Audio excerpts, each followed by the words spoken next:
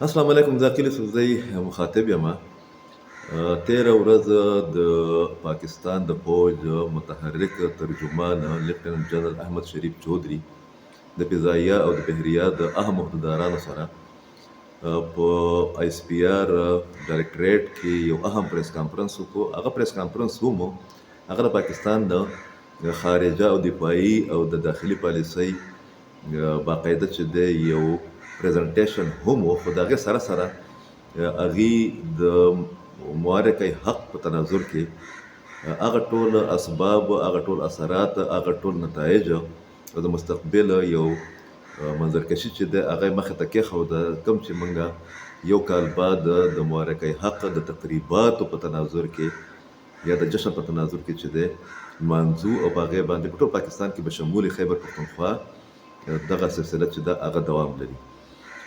ډي جي ایس پي آر دوه درې خبرې چې کوم دي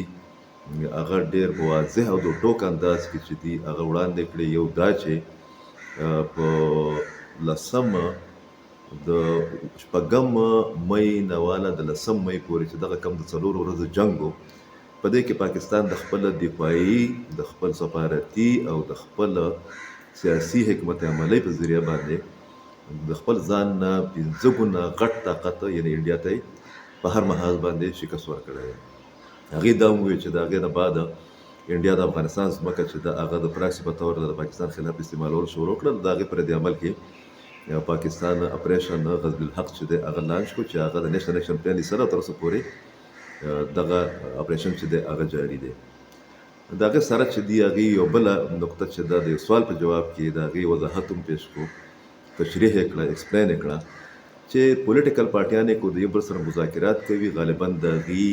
اشاره د پی ټي آی بیانیې ته یا د پی ټي آی سره چې کوم معاملات دي هغې ته وه.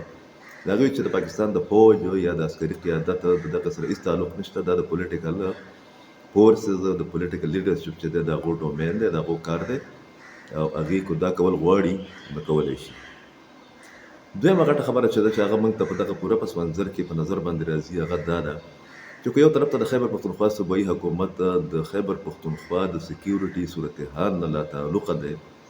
او هم هغه پالیسي چې ده په هغې باندې عمل پیرا دی د صوبایي حکومت، کوم چې په یو ټایم کې د دوی باني جوړه کړې وه پرو طالبان پالیسي،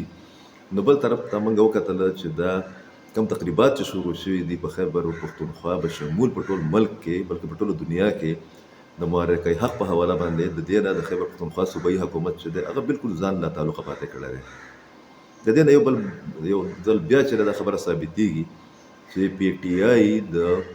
خپل پولیټیکل پوینټ سکورینګ یا د اسټابلیشمنټ یا د وفاقي حکومت سره د خپل چپقلش یا د کشیدګۍ په نتیجه کې د پاکستان د سکیورټي سره ریلیونټ چې کوم ایشوز دي، کوم ایونټس دي، د هغې نه هم ځان لا تعلقه ساتي او دا د پی ټي آی دپاره یو خطرناکه بیانیه ده او یو خطرناکه پالیسي ده. ډېره مننه.